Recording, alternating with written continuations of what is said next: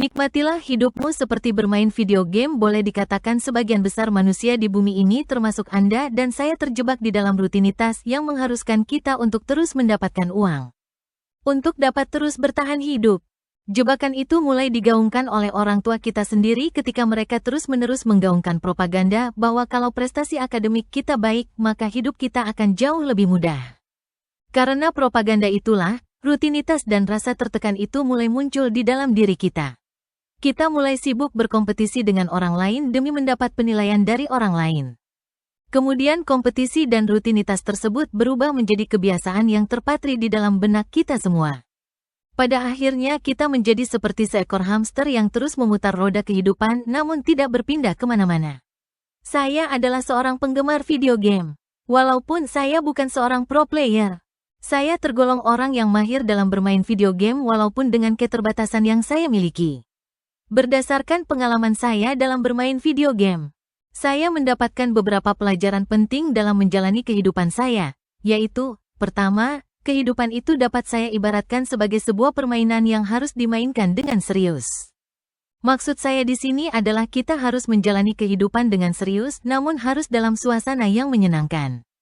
Ketika kita menjalani kehidupan kita dengan suasana yang menyenangkan, maka beban kehidupan yang kita tanggung akan terasa lebih ringan karena kita akan menganggap masalah yang kita hadapi seperti sebuah tingkat kesulitan permainan yang harus kita kuasai.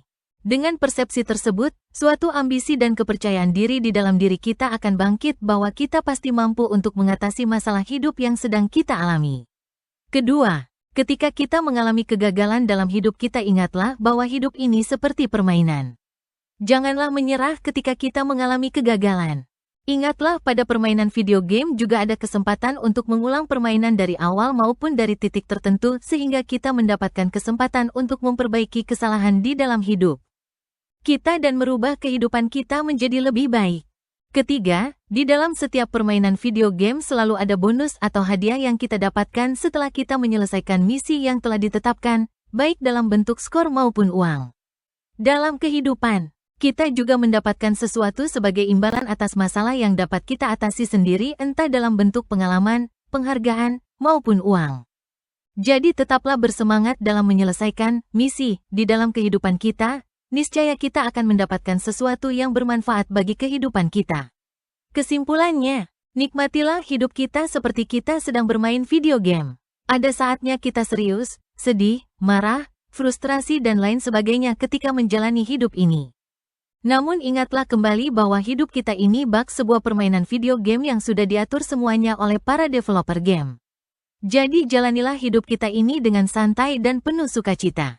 Selamat bermain! Penulis, Albert Santoso.